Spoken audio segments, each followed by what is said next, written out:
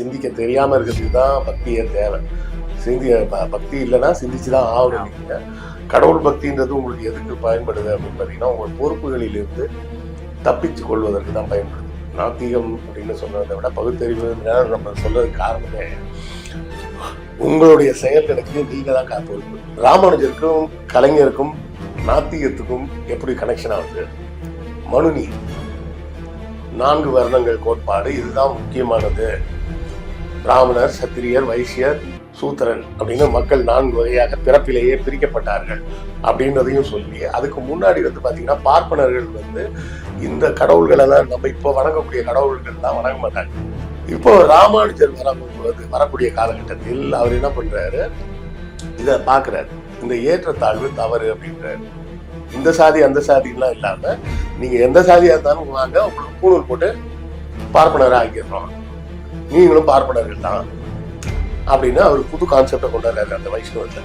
அது மட்டும் இல்லாம அத்வைதத்துல சொன்ன மாதிரி சமஸ்கிருதத்துல எல்லாம் பூஜை பண்ணாங்கன்னா நம்ம தமிழ்லயே பூஜை பண்ணலாம். அதுதான் தத்துவத்தை புரிஞ்சிக்காம சடங்குகளை மட்டும் புரிந்து கொள்வது.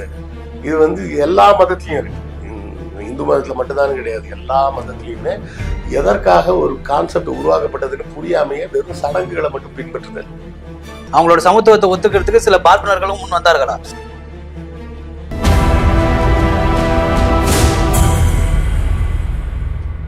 உலகெங்கிலும் வாழும் தமிழ் நேயர்களுக்கு வணக்கம்.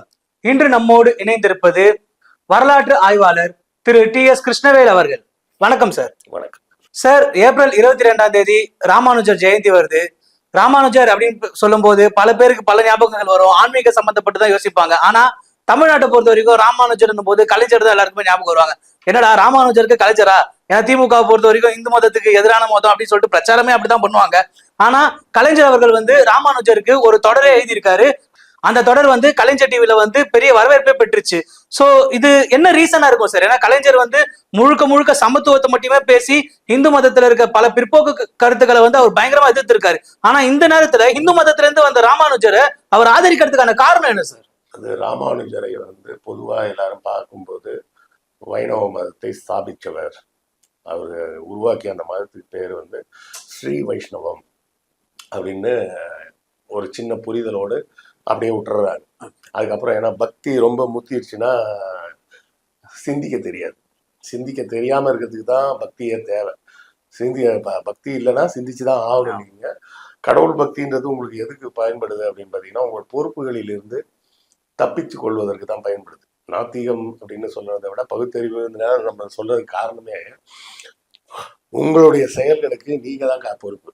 ஆனா பக்தியில போயிட்டீங்கன்னா என்ன சொல்லலாம், நான் என்ன பண்ண முடியும், என் விதி அப்படி அப்படின்னு சொல்லி கடவுள் செயல் கூட இல்லை, என் விதியே அப்படிதான், நான் என்ன பண்ண முடியும், நானா செஞ்சேன் சொல்லுவாங்க தெரியுமில்ல. சில பேர் கொழுப்பு எடுத்து போய் திரிவான். அவன் கேட்டா அவங்க அம்மா சொல்லுவாங்க, அவன் என்ன பண்ணுவான், அவன் நேரம் அப்படி, அவன் கிரகம் தான் அவனை பண்ண வைக்குது அப்படின்னு. பொறுப்புகளை தள்ளிடுது.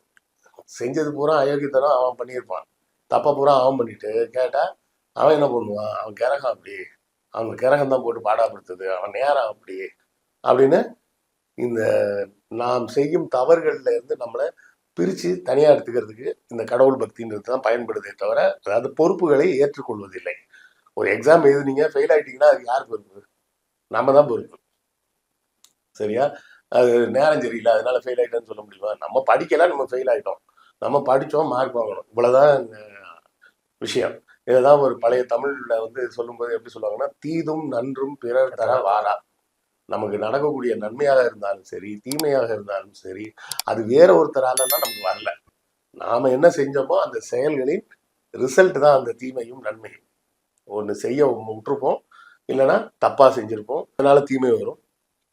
ஒரு சில விஷயத்த கரெக்டா செஞ்சிருப்போம், சின்சியரா செஞ்சிருப்போம், அதன் மூலமாக நன்மை வரும். ராமானுஜருக்கும் கலைஞருக்கும் நாத்திகத்துக்கும் எப்படி கனெக்ஷன் ஆகுது அப்படின்னு உங்க கேள்வி, முதல் கேள்வியே நல்ல கேள்வி. அந்த கேள்வியை நம்ம புரிஞ்சுக்கணும்னா அதுக்கு முன்னாடி என்ன இருந்ததுன்னு பார்க்கணும். ராமானுஜரோட காலம் கிபி 1000. சில பேர் அது கிபி 1000த்துல தொடங்கி 1100 வரை இருந்தாரு, அவர் 120 வருஷம் வாழ்ந்தாரு அப்படின்லாம் சொல்லுவாங்க. அந்த 120 வருஷம் வாழ்ந்தாருன்றதுக்குள்ளெல்லாம் நம்ம போக வேணாம். ரஃபா கிபி 1000த்துல அவர் வாழ்ந்தாருன்னு வச்சுக்கலாம். அந்த கிபி 1000வது ஆண்டு வந்து எப்படிப்பட்ட வருடம் அப்படின்னு பார்த்தோம்னா ராஜராஜ சோழனும் ராஜேந்திர சோழனும் பீக்ல இருந்த டைம். சரியா? 1014 வரை ராஜராஜ சோழனும் 1014க்கு மேல ராஜேந்திர சோழன், அதுக்கப்புறம் அவன் பசங்க, அப்புறம் முதலாம் குலோத்துங்கன் வரை உள்ள காலம் தான். அதாவது சோழ சாம்ராஜ்யம் ரொம்ப பீக்ல இருந்த ஒரு காலகட்டம் தான் அந்த 1000வது ஆண்டு. அந்த 1000தோட சேர்ந்த 100 வருஷமும் அவங்க சோழர்கள் ரொம்ப பீக்ல இருந்த ஒரு காலம். இதை மனசுல வச்சுப்போம். இவரோட மதத்துக்கு பேர் வந்து ஸ்ரீ வைஷ்ணவம்னு தமிழ்ல சொன்னாலும் சமஸ்கிருதத்துல அதுக்கு பேர் விசிஷ்டாத்வைதம்னு சொல்லுவாங்க. இந்த விசிஷ்டாத்வைதம்னா என்ன அர்த்தம் அப்படின்னு பாத்தீங்கன்னா விசேஷமான அத்வைதம்னு அர்த்தம். புரியுதா? கிளாஸ் ஸ்பெஷல் கிளாஸ் அப்படின்ற மாதிரி அத்வைதம், இது ஸ்பெஷலான அத்வைதம் அப்படின்னு. அப்ப சரி, இது ஸ்பெஷலான அத்வைதம், இது விசிஷ்டாத்வைதம்னா அத்வைதம்னா என்ன அப்படின்னு பார்த்தோம்னா 7ஆம் நூற்றாண்டுல வாழ்ந்தவர் ஆதிசங்கரர். அவர் உருவாக்கிய ஒரு கோட்பாடு தான் அத்வைதம் அப்படின்ற கோட்பாடு. அவர் சொன்ன கோட்பாடு வந்து கொஞ்சம் ஒரு மாதிரி குழப்படியா விசித்திரமா நம்மளை போட்டு கன்ஃபியூஸ் பண்ற மாதிரி ஒரு விஷயம் சொல்லியிருப்பாரு. என்ன சொல்லியிருப்பாரு அப்படின்னு பார்த்தீங்கன்னா பசுபதி பாசம் அப்படின்பாரு. அதாவது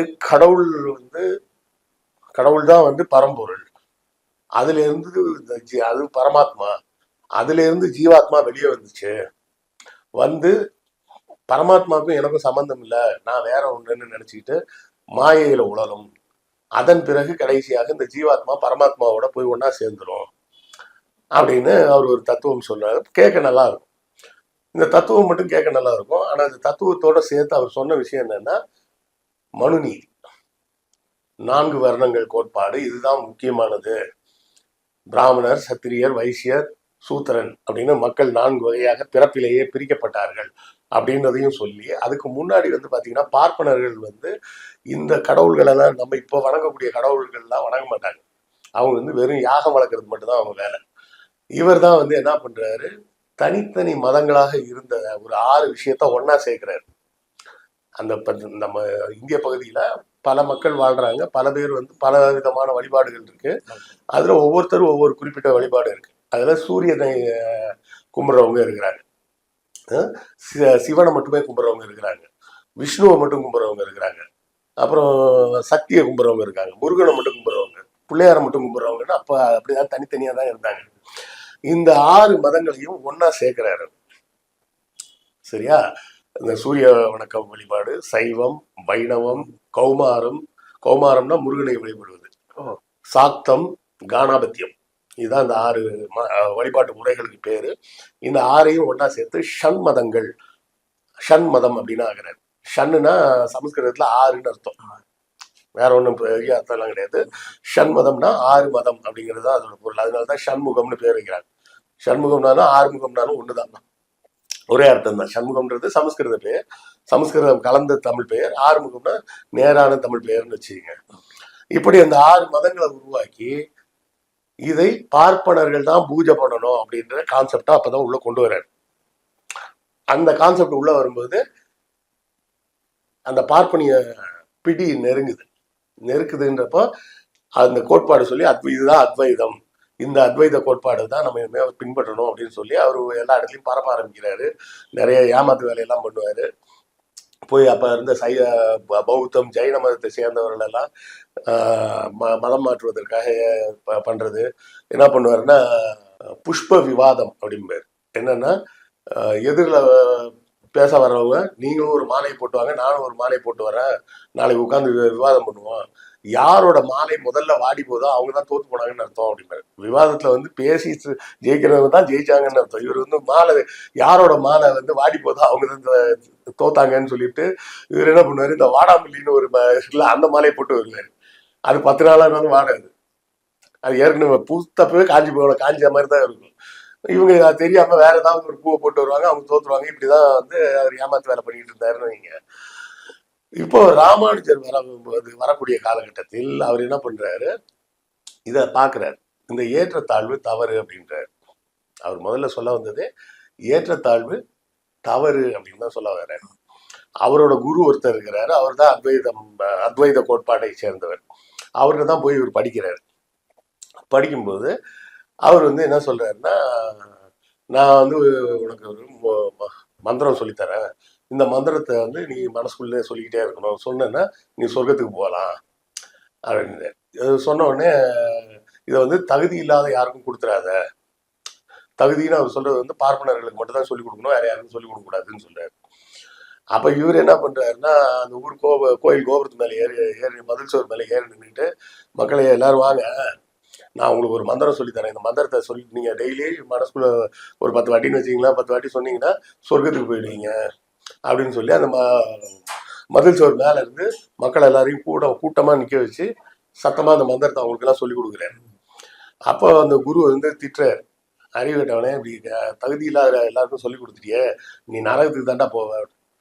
அப்ப அவர் என்ன சொல்றாருன்னா, இந்த 1000 பேர் சொர்க்கத்துக்கு போவாங்கன்னா நான் ஒருத்தர் நரகத்துக்கு போறதை பத்தி பிரச்சனை இல்லை, எனக்கு நான் போய்க்கிறேன் அப்படின்றார். இப்படியாக அவருக்கும் அந்த அவரோட ஆசிரியருக்கும் பெரிய சண்டை நடக்குது. அவரை கொலை பண்ணவே முயற்சி எல்லாம் பண்றாங்க. அவர் அதுல இருந்தெல்லாம் தப்பிச்சே வந்துடுறாரு. அதன் பிறகுதான் அவர் இந்த விசிஷ்டாத்வைதம் அப்படின்ற ஒரு புது கோட்பாடை உருவாக்குறாரு. அந்த கோட்பாட்டில் வந்து 2 வகையான தத்துவங்கள் சொல்லப்படுது. ஒன்று குரங்கு தத்துவம், இன்னொன்று பூனை தத்துவம். அது என்ன குரங்கு தத்துவம் பூனை தத்துவம் அப்படின்னா அதுக்கு ஒரு சமஸ்கிருத பேர் இருக்கு, அது சொன்னா புரியாது உங்களுக்கு. அதில் மொட்டையா கான்செப்டை மட்டும் புரிஞ்சுக்கலாம். அவர் என்ன சொல்றாருன்னா, பரமாத்மான்றது தனி, ஜீவாத்மான்றதும் தனி, நடுவுல மாயெல்லாம் ஒண்ணும் கிடையாது. பக்தியால் பரமாத்மாவோடு ஜீவாத்மா இணைக்கப்படுகிறது, அது ஒண்ணுதான் அவருக்கு ஒரே வழி. சோ பரமாத்மாவிடம் சரணடையுங்கள், சரணடைஞ்சா ஜீவாத்மா காப்பாற்றப்படும் அப்படின்றார். அதுல என்ன அந்த குரங்கு கான்செப்ட், இது என்ன பூனை கான்செப்ட் அப்படின்னு கேட்டீங்கன்னா, குரங்கு கான்செப்ட் எப்படின்னா, குரங்கு குட்டியை என்ன பண்ணும், குரங்கு வந்து கட்டி பிடிச்சிக்கும். இந்த குரங்கு இங்க இருந்து தாவும், அங்க போகும், எங்க வேணாலும் போகும், சரியா? அப்படி அந்த குரங்கு குட்டி மாதிரி நீங்க பரமாத்மாவை இறுக பற்றி கொள்ளுங்கள் அப்படிங்கிறது ஒரு கான்செப்ட். இன்னொரு கான்செப்ட் எப்படின்னா, நீங்க கட்டியெல்லாம் பிடிக்க வேணாம், உங்களை முழுமையாக பரமாத்மாவிடம் ஒப்படைச்சிருங்க. அப்படின்னா என்ன பண்ணும், பூனை என்ன பண்ணும், அதோட குட்டியை அதுவே கவி கொண்டு போய் தூக்கிட்டு போகும் ஒரு இடத்துக்கு இன்னொரு இடத்துக்கு. குரங்கு குட்டி வந்து இந்த பூனை குட்டி வந்து பூனையை கட்டியெல்லாம் பிடிச்சிக்காது. அது மாதிரி முழுமையாக சரணடைஞ்சிருங்க. அப்படி சரணடைஞ்சிங்கனாலும் உங்களை பரமாத்மா காப்பாற்றுவோம் அப்படின்றதுதான் சொல்லி இந்த விசிஷ்டாத்வைதம்னு ஒரு புது கான்செப்டை சொல்லி என்ன பண்றாரு, பெருமாளை கும்பிடுங்க, எல்லாரும் வாங்க, இந்த ஸ்ரீ வைஷ்ணவத்துல வந்துட்டீங்கன்னா உங்களுக்கு நான் பூணூல் போட்டு விட்டு உங்களையும் பார்ப்பனர் ஆக்கிடுறேன்றாரு. இந்த சாதி அந்த சாதின்லாம் இல்லாம நீங்க எந்த சாதியா இருந்தாலும் வாங்க, உங்களுக்கு பூணூல் போட்டு பார்ப்பனர் ஆக்கிடுறோம், நீங்களும் பார்ப்பனர்கள் தான் அப்படின்னு அவர் புது கான்செப்டை கொண்டாடுறாரு அந்த வைஷ்ணவத்துல. அது மட்டும் இல்லாம அத்வைதத்துல சொன்ன மாதிரி சமஸ்கிருதத்துல எல்லாம் பூஜை பண்ண வேணாம், நம்ம தமிழ்லயே பூஜை பண்ணலாம் அப்படின்றாரு. அதான் அந்த மங்களா சாசனம் அப்படின்னு ஒரு பாட்டெல்லாம் வரும், மங்களா சாசனம் மயோ அப்படின்னு நிறைய போகும். அது அதோட வெளிப்பாடு நீங்க என்னைக்கும் பார்க்கலாம். திருப்பதியில பாத்தீங்கன்னா, திருப்பதி கோயில வந்து எஸ்டாப்ளிஷ் பண்ணது ராமானுஜர் தான். ராமானுஜர், ஓகே. அந்த கோயில்ல பாத்தீங்கன்னா அந்த மங்களாசாசனம் தமிழ்ல தான் பாடுவாங்க, 4000 திவ்ய பிரபந்தம் தான் பாடுவாங்க. ஸ்ரீரங்கத்திலையும் பாத்தீங்கன்னா தமிழ்ல தான் அந்த திவ்ய பிரபந்தம் இதெல்லாம் தமிழ்லயே தான் ஓதுவாங்க. அதெல்லாம் அவர் ஏற்படுத்தினது, யாரு, ராமானுஜர் ஏற்படுத்தினது. இப்படியாக அவர் பல்வேறு விஷயங்களை செஞ்சு மக்களை வந்து சமப்படுத்தணும் அப்படின்னு. சாதி, அதாவது அப்ப வந்து பெருசா சாதின்னு கிடையாது, பார்ப்பனர் அல்லாதவர்னு இருந்தது. இப்ப இருக்கிற மாதிரி நாடார் கோனார் செட்டியார்லாம் கிடையாது. அப்போ ராஜராஜன் காலத்துல எல்லாம் அந்த சாதி எல்லாம் கிடையாது. ஆனா வேற ஒண்ணு இருக்கு, என்னன்னா பார்ப்பனர்கள் மற்றவர்கள் அப்படின்ற கான்செப்ட் இருக்கு. அப்ப அதையும் உடைக்கணும்ன்றாரு.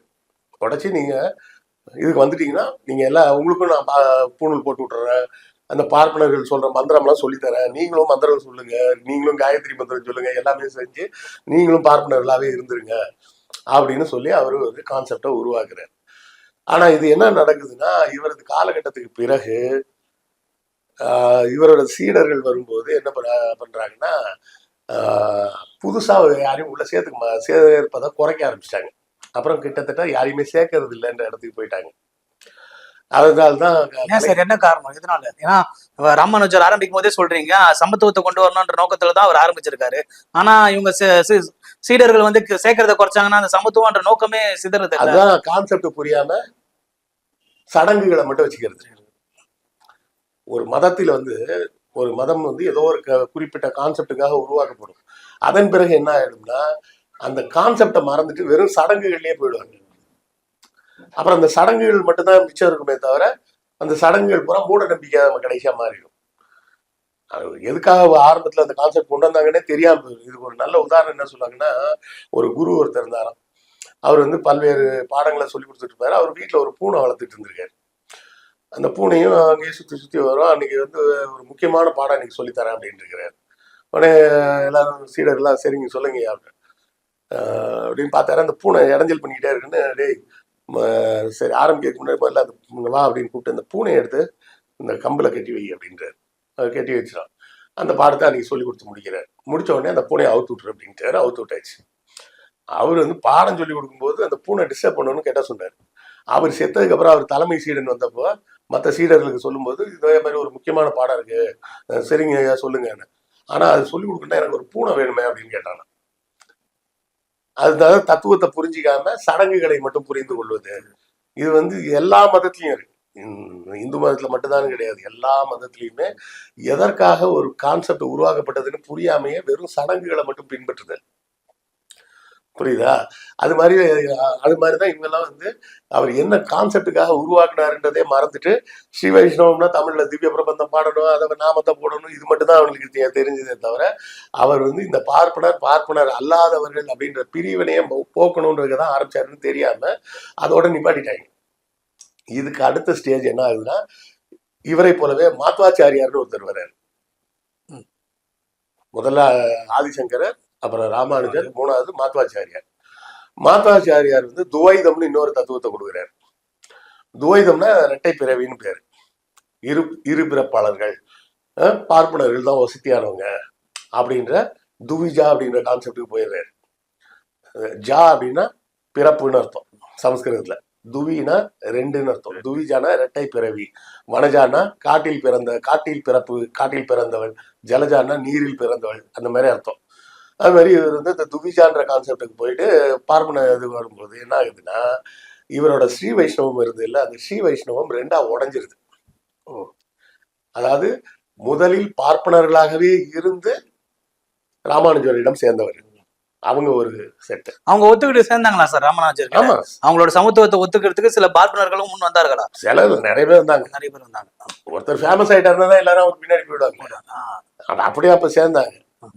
பார்ப்பனராக இல்லாமல் வந்து திரும்ப இவர் கூட சேர்ந்து அப்புறம் பார்ப்பனர்களா மாறினவங்க இருப்பாங்கல்ல, அவங்க வேறு பிரிவாக ரெண்டு பிரிவா பிரிஞ்சிடறாங்க உள்ளே. ஆமா, அப்படி பிரிஞ்சதுதான் இது மாத்வாச்சாரியாருக்கு அப்புறம் நடக்குது. அப்படி பிரியும் போது முதல்ல பார்ப்பனர்களாக இருந்து ராமானுஜர்கிட்ட சேர்ந்தவங்க எல்லாம் வடகலை ஐயங்கார் அப்படின்னும், ஐயரா இல்லாம பார்ப்பனர்களாக இல்லாமல் போய் சேர்ந்து பூணூல் போட்டாங்கல்ல, அவங்க எல்லாம் தென்கலைன்னு பிரிகிறாங்க.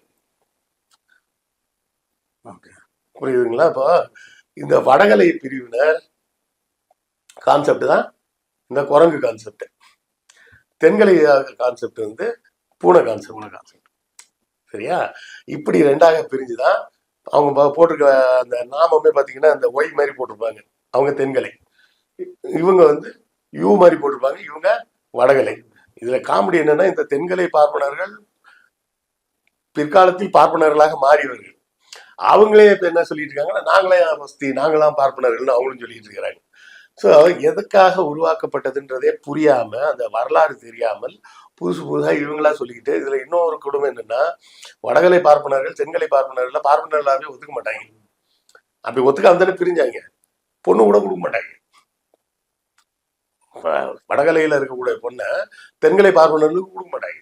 ரெண்டு பேரும் பெருமாளை தான் கும்பிடுறாங்க, ரெண்டு பேரும் நாமம் தான் போடுறாங்க, ரெண்டு பேரும் பூணூல் போட்டிருக்கீங்க, அப்பவும் பொண்ணு கொடுக்க மாட்டாங்க. ஸோ இப்படியாக அவர் ஒற்றுமைக்காக உருவாக்கின ஒரு மதம், ஒருமைப்பாட்டை கொண்டு வரணுன்றதுக்காகவும் சமத்துவத்தை கொண்டு வரணும்னு உருவாக்கிய ஒரு மதம், அதுவே வந்து சமத்துவம் இல்லாம பிரிஞ்சு இன்னைக்கு காஞ்சிபுரத்துல தோசை தர மாட்டாங்கன்னு அடிச்சுக்கிறாங்க. வடகலையும் தென்கலையும் தோசை தரல, எனக்கு வடை தரலன்னு சண்டை போட்டுக்கிட்டு இருக்கிறாங்க. அதுதான் சார், வருஷம் வருஷம் நம்ம பார்த்துட்டு இருக்கோம். இந்த சன் நியூஸ்ல இருந்து எல்லா நியூஸ்லயும் ஃபிளாஷ் நியூஸ் அதான் போகும். வடகலைக்கும் தென்கலைக்கும் சண்டை, கட்டை எடுத்து அடிச்சுப்பாங்க, ஜம்ப் பண்ணிலாம் கிக் எல்லாம் விடுவாங்க. சார், அது கடவுள் பக்கத்துல அப்படி இருக்காங்க அப்படின்னும் போது, அது ஒரு பக்தியோட இருக்காங்க அப்படின்னு நீங்க ராமானுஜர் தோற்றுவித்த அந்த பக்தியோட இருக்காங்கன்னும் போது, கொஞ்சம் பணிவு அதெல்லாம் பார்த்தா தானே வெளியில இருந்து பாக்குற இந்து மதத்துக்காரர்கள் வந்து திருப்பி வந்து கும்பிடணும் அப்படின்ற அந்த பணிவு வரும். இல்லம்மா, அது காரணமே நான் சொன்னது அதுதான். தத்துவத்தை புரியாம சடங்குகளை மட்டும்தான் புரிஞ்சுக்கிட்டவங்க இவங்க. நிறைய வீடுகள்ல நம்ம தமிழ்நாட்டிலே எடுத்தீங்கன்னு வச்சுங்களேன், செவ்வாய்க்கிழமையும் வெள்ளிக்கிழமையும் சாம்பார் வைப்பாங்க. அது எதுக்கு செவ்வாய் வெள்ளியில சாம்பார் வைக்கணும்? காரக்குழம்பு வைச்சா ஆவாதா? அது ஏன்னே தெரியாது. செவ்வாய் வெள்ளினா சாம்பார். நான்வெஜ் சமைக்க மாட்டேன்னு சொன்னா கூட புரிஞ்சுக்கலாம். அது குறிப்பா சாம்பார் தான் வைக்கணும்னு யோசிக்கிறாங்க. எதையுமே பற்றின புரிதல் இல்லாத வெறும் சடங்குகளை மட்டும் நம்பக்கூடிய ஒரு மனநிலைக்கு போகும்போது எந்த தத்துவமும் புரியாது. முதல்ல ஒரு விஷயம் என்னன்னா, மனிதன் ஒழுக்கமாக வாழ்வதற்கு எந்த மதமும் தேவையில்லை, மதங்கள் சொல்ற தத்துவமும் தேவையில்லை.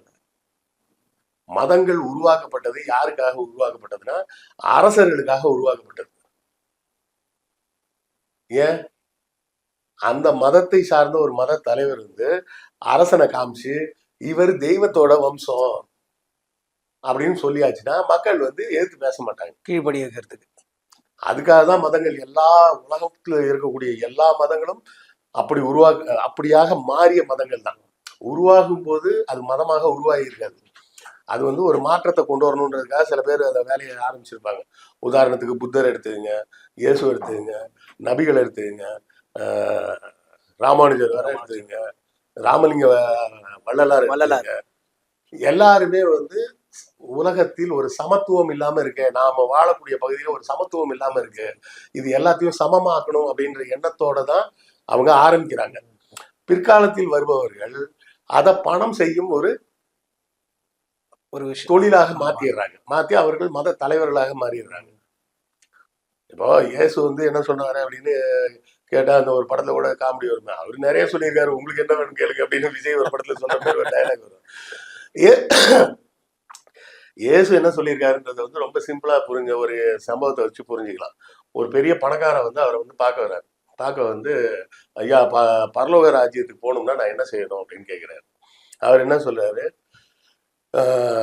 திருடாத, பொய் சொல்லாத, ஏமாத்தாத, வஞ்சனை செய்யாத, விபச்சாரம் பண்ணாத. விபச்சாரம் பண்ணாதன்னு சொல்றது வந்து அவர் என்ன அர்த்தத்துல சொல்றாருன்னா, ஆம்பளை பெம்பளை ரெண்டு பேருக்கும் சேர்த்து சொல்றாரு. நீ ஆம்பளையா இருந்தா உன் பொண்டாட்டிக்கையோ இல்ல பெண்ணாக இருந்தா உன் கணவனையோ ஏமாத்தி வேற ஒருத்தரோட தொடர்பு வச்சுக்காத, பெற்றோரை கனம் பண்ணு. இந்த 5 கான்செப்ட் சொல்லிட்டு 6வது என்ன சொல்றாரு, நீ உன்னை நேசிப்பது போல் உன் எதிரியையும் நேசி அப்படின்றாரு. அவனுக்கும் அன்பு செலுத்துன்றாரு. இந்த 6 கான்செப்ட் தான் அவர் சொல்றாரு. இந்த 6 கான்செப்ட்ல எங்கேயாவது கர்த்தர் வருதா? சண்டே ஜெபம் பண்ணுன்னு வருதா? சர்ச்சுக்கு காணிக்க கொடுன்னு வருதா? இல்ல. அப்ப இதெல்லாம் யார் உருவாக்குனது? இயேசு சொன்னதாக சுவிசேஷத்துல எழுதி வச்சிருக்கிற வரி இந்த 6 வரி தான். அந்த பணக்காரன் என்ன சொல்றான், ஐயா நான் இந்த 6 ஏற்கனவே செஞ்சுட்டு தான் இருக்கேன், இதுக்கு மேல என்ன செய்யணும்? அப்ப அவர் என்ன சொல்றாரு, ஒண்ணு பண்ணு, உங்ககிட்ட இருக்க சொத்துக்களை பூரா வித்து ஏன்ட்ட கொண்டாந்து கொடு, கோயில்ல கொடுன்னு சொல்லல. அவரு இது தேவைப்படுற ஏழைகளுக்கு எல்லாம் பிரிச்சு கொடுத்துட்டு ஏன் கூட வா, நம்மளும் எல்லாம் நம்ம 2 பேருமே சேர்ந்து மக்களுக்கு சேவை செய்வோம்னு சொல்றாரு. இவ்வளவுதான் அவர் சொல்லியிருக்காரு. அதை சுத்தம் வித்து கோயில்ல கொடுன்னு சொல்லல அவரு. அப்புறம் அவன் வந்து அதெல்லாம் விற்க முடியாதுன்னு அவன் போயிடுறான். அப்பதான் அவர் சொல்ற அந்த ஃபேமஸான டயலாக் வரும், நான் உண்மையாகவே சொல்கிறேன், ஊசியின் காதில் கூட ஒட்டகம் நுழைந்து விடும், ஆனால் ஒரு தனமானால் பரலோக ராஜ்யத்தில் பிரவேசிக்கவே முடியாது அப்படின்ற அந்த ஃபேமஸான வசனத்தை அவர் அப்பதான் சொல்றாரு. ஸோ இயேசுவும் ஒரு மாற்றத்தை கொண்டு வரணும் சமூகத்துல என்ன நினைக்கிறாரு. புத்தர் சமூகத்துல மாற்றத்தை கொண்டு வரணும்னு நினைச்சாரு. முகமது நபி சமூகத்துல சமத்துவம் கொண்டு வரணும்னு ஆசைப்பட்டாரு. ராமானுஜர் அதுதான் ஆசைப்பட்டாரு. எல்லாருமே அதான் ஆசைப்பட்டாங்க. ஆனா அது மதத்தோடு சேர்த்து சொல்லும் போது என்ன ஆயிடுது, அவங்க சொன்ன கான்செப்ட் எல்லாம் விட்டுட்டு அந்த சடங்குகளை மட்டும் பிடிச்சிக்கிறாங்க. அந்த சடங்குகளை மட்டும் பிடிச்சிக்கிட்டாங்க. அவங்க சொன்ன கோர் கான்செப்டை விட்டுட்டாங்க. இப்ப பெரியாரும் வந்து சொல்லும் போது வெறுமன சமூக சீர்திருத்தத்தை மட்டும் சொல்லாம கூடவே சேர்த்து ஒரு வழிபாட்டு முறையை சொல்லியிருந்தாருன்னு வச்சுக்கோங்க. இப்ப ராமலிங்க வள்ளலார் சொன்னதுக்கும் பெரியார் சொன்னதுக்கும் பெரிய வித்தியாசமே கிடையாது. ஆனா ராமலிங்க வள்ளலார் என்ன சொன்னாரு, ஒளியை வழிபடுங்கன்னு சொல்லிட்டாரு. இப்ப அவங்க பக்தர்கள் என்ன பண்றாங்க, அவர் சொன்ன கோர் கான்செப்ட்ல ஓரளவு கடைபிடிக்கிறாங்கன்னு வச்சுக்கலாம். ஆனாலும் அதை தாண்டி ஒளிய வழிபாடுறேன்ட்டு அந்த இடத்துக்கு போயிட்டாங்க. இப்ப பெரியார் சேர்த்து ஒரு வழிபாட்டு முறையை சொல்லியிருந்தாருன்னு வச்சுக்கீங்களேன், ஒவ்வொரு செப்டம்பர் மாசமும் விரதம் இருந்து பெரியார் திடலுக்கு ஒரு கும்பல் கருச்சட்டை போட்டு போயிருப்பான். அதனாலதான் அவர் சாமி கும்பிட்ற ஏரியாவுக்கே அது வந்துடாதுன்ட்டாரு. ஸோ மதங்கள்னு தோற்றுவிக்கப்படும் போதே மனிதனுக்குள்ள ஒரு அச்சத்தையும் சேர்த்தது கொண்டு வரும். ஒரு அச்சம், ஒரு லாபத்தை நோக்கிய ஒரு சிந்தனை, எனக்கு ஒரு நல்லது நடக்கணும் அப்படின்றதும் எனக்கு கெட்டது நடந்துடக்கூடாதுன்ற ஒரு பயமும் சேர்ந்தே வந்துடும் மதம்னு ஒரு கான்செப்ட் உள்ள வந்தாலே. அப்போ நீங்க எந்த விதமான ஒரு உயர்ந்த சிந்தனையோட அந்த மதத்தை உருவாக்குனாலும் கடைசியில உங்கள் காலத்துக்கு பிறகு அது ஒரு சடங்கா மாறி போயிடும். சொன்னல, ஏனே தெரியாமே செவ்வாய்க்கிழமையும் வெள்ளிக்கிழமையும் சாம்பார் வைக்கிறாங்களே ஏன் அப்படின்னு அவங்களுக்கும் தெரியாது. அதே சார் ஒரு சின்ன எக்ஸ்பிளேஷன் ஏதாவது தெரியாது. அன்னைக்கு சைவம் சாப்பிடணும், சைவம்னா சாம்பார் சாப்பிட்டாதான் சைவம்னு நினைச்சுக்கிட்டாங்க போல இருக்கு. ஏன்னா புளிக்குழம்புலாம் வச்சா அதுல பூண்டு கிண்டெல்லாம் போடுறாங்க, அது நான்வெஜ் செய்யும் போது தானே போடுவோம், சாம்பார்ல பூண்டு போட மாட்டோம்னு அந்த மாதிரி ஏதோ நினைச்சுக்கிட்டாங்க போல. நிறைய வீடுகள்ல நான் பார்த்துருக்கேன், வெள்ளிக்கிழமை செவ்வாய் வெள்ளினா சாம்பார் தான் வைக்கிறதுன்னு. ஸோ கான்செப்ட் எதுனே புரிஞ்சுக்காம அதோட அர்த்தங்களை தெரிந்து கொள்ளாமல் அப்படி ஒண்ணு கிடையவே கிடையாது. மொத்தத்துல மதம்ன்ற தத்துவமே மக்களை அடிமைப்படுத்துவதற்காக அரசர்களாலும் பூசாரிகளாலும் பயன்படுத்தக்கூடிய ஒரு ஆயுதம். ஸோ ராமானுஜர் ஒரு உயர்ந்த தத்துவத்துல சொல்லியிருந்தாலும் அது மதமாக சொல்லப்பட்டதால் அவர் காலத்துக்கு பிறகு அது சடங்குகளாக மாறிடுச்சு. அப்படின்றத புரிஞ்சுக்கிட்டோம்னா ராமானுஜரோட நோக்கம் நல்லதுதான். ஆனா அது மதம்ன்ற சாக்லேட்ல போட்டு பூசி கொடுக்கும்போது சாக்லேட் மட்டும் தான் டேஸ்ட் தெரியுமே தவிர அந்த மருந்து வந்து மறந்துடுவாங்க. நிச்சயமா சார், நீங்க வந்து உட்கார்ந்து அமர்ந்து ராமானுஜரோட சமத்துவத்தை பத்தி நல்லா எக்ஸ்பிளைன் பண்ணீங்க. கண்டிப்பா கடவுளுக்காக ராமானுஜர் போட்டோ வச்சு கும்பிட்டுருக்க எல்லாருக்குமே வந்து இது நீங்க சொன்ன அந்த விளக்கம் வந்து கண்டிப்பா ஒரு மாற்று பார்வையை கொடுக்கும் அவங்க எல்லாருக்குமே. ஸோ இந்த சமூகம் வந்து சமத்துவத்தை நோக்கி போகணுன்ற நம்பிக்கையோட இந்த நிகழ்ச்சி முடிச்சுக்கலாம். இங்க வந்து அமர்ந்து உங்களோட நேரத்தை ஒதுக்கி உங்க தகவல்களை பகிர்ந்ததுக்கு ரொம்ப நன்றி சார். நன்றி.